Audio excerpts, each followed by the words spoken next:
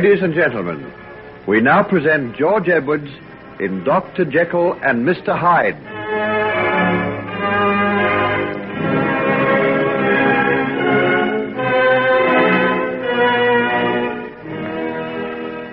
While in his final year at college, the baser side of Henry Jekyll's nature asserts itself, and he induces a younger boy to embark with him on an illicit affair with two girls from the local village.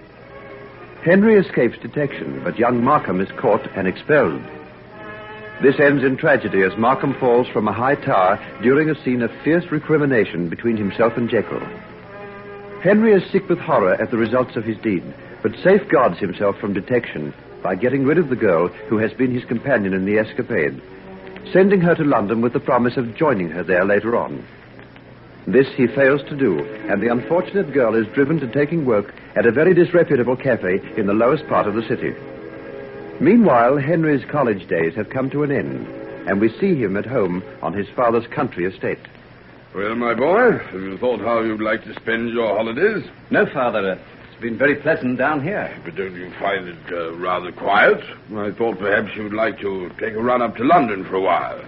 I'm sure Mr. Utterson and Margaret would be glad to have you come and stay with them. London?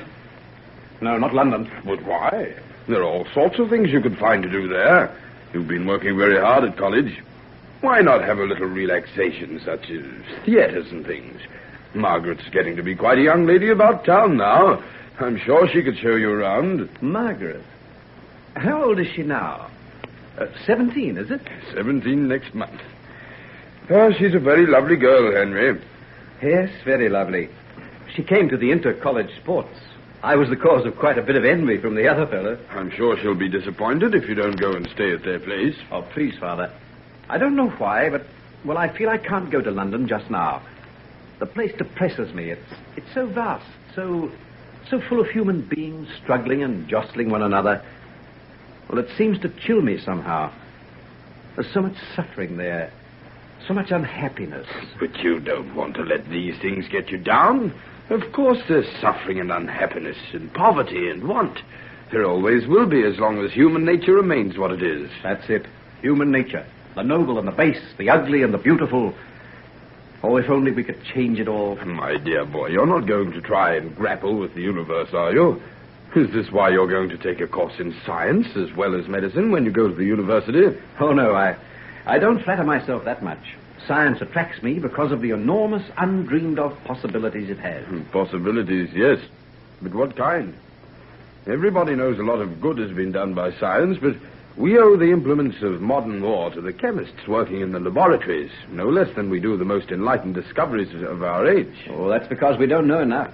We're just coming out of the jungle, Father, and we're still more than half beast. But someday man will free himself from the beast, and we'll see a new being arise. A man no longer tormented by the awful conflict of good and evil. A man who, for the first time in history, will be a fully developed human being. And do you think science is going to do it? Oh, well, I'm sure that without science it will be impossible. Other things will help, but science most of all.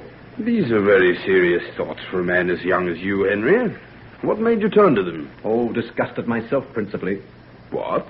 Father, you understand me. You know me better than anyone else. I don't have to explain to you, but... oh, sometimes I hate myself so much that I can hardly endure the thought of going on living with a creature who can be so vile as I. My boy, what's this you're saying? What can you have done? You're not yet 19 years of age. Well, that's it. If I can do these things at 19, what mightn't I be capable of later on? Oh, nonsense. You're run down, been working too hard, and you've got morbid. Then that affair of young Markham... Oh, for pity's sake, don't mention him. Why, what's the matter, Henry? Don't you see? Oh, don't you see? I killed young Markham. You what? For the love of reason, what's this madness you're talking about? Markham fell out of the top window of a tower. You saw him. You were standing near the door, several feet away. I know, but I killed him just as surely as though I'd taken him in these two hands and thrust him through the window. You don't know what you're saying. You're imagining all this. Oh, if only I could persuade myself that. I'm haunted by it night and day. His face, his voice, and the cry he gave as he fell. And then his old father, that tragic face, the hopeless, broken voice. I'll carry those things round with me for the rest of my life. Henry, my son, sit down here and tell me calmly what you mean. What I said is true. You were on the other side of the room when he fell. Yes, I was. You can rest assured of that, Father. I didn't push him through the window. But it was because of me. And it was because of me that he was disgraced and expelled.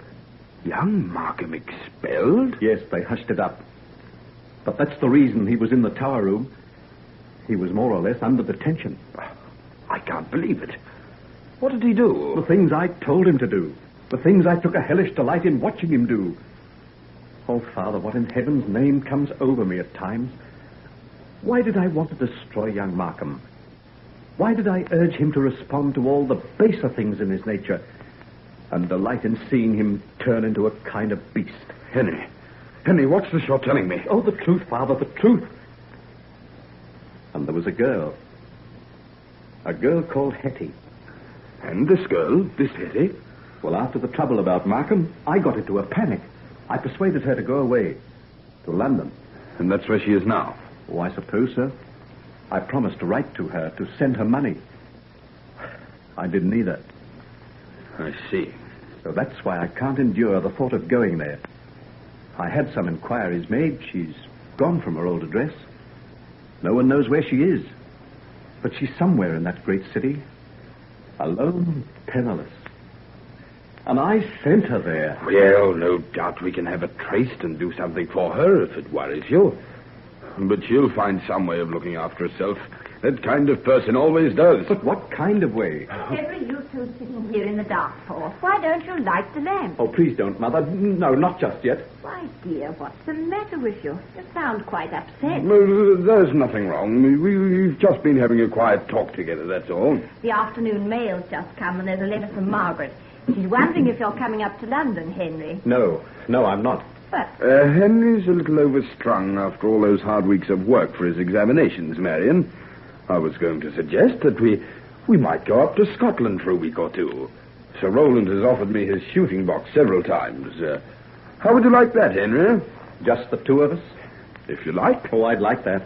I'd like that better than anything else on earth. But, Henry, what will Margaret think? She's been expecting you. Oh, let her think what she likes. Nothing on earth is going to get me to London now.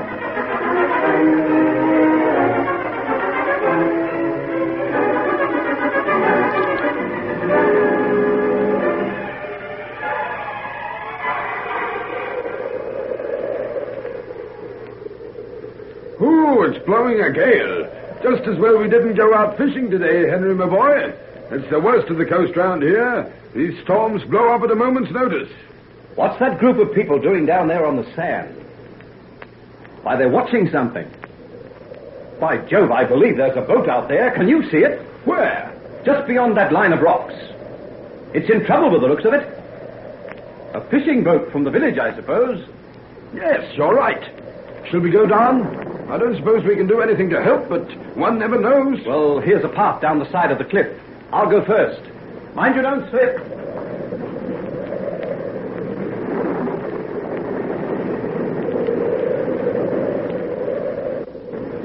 Oh, Lord, have mercy on us. But it's dashed to pieces they'll be on those cruel rocks. What's wrong?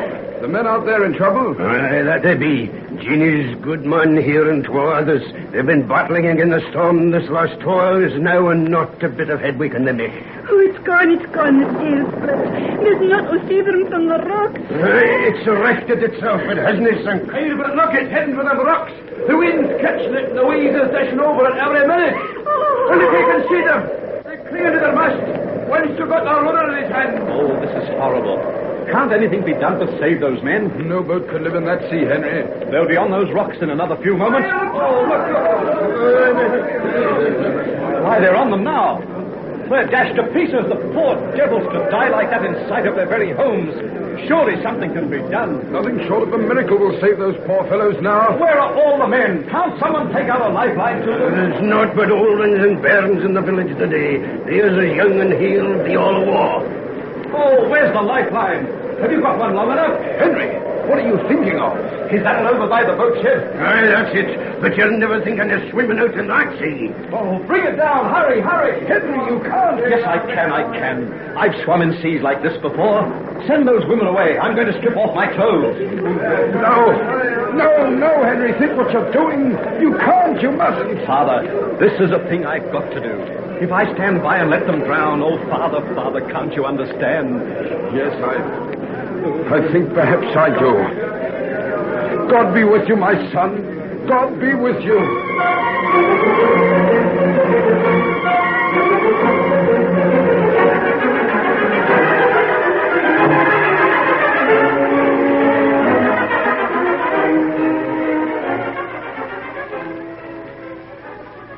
Oh, sir, how can I ever thank you? And he's a grand young man nowhere today. What did the doctor say about him? No bones broken, Jeannie. He's badly bruised and cut about, but it's a miracle how he escaped with so little hurt. A miracle it is. It had been an angel of God come down from heavens to save my man, and the others with him. He couldn't have been more blessed in our eyes. I'll pray for him. That I will every blessed night of my life, and my parents too. Can I do anything to help? For boy, I could tend him while he's so poorly. His mother and a friend are coming up from London tonight, thank you, Jeannie, but if you'll just pray for my boy, that will be a great thing. I'll tell him when he gets better. I think that he'll be glad to know. Yes. Very glad to know.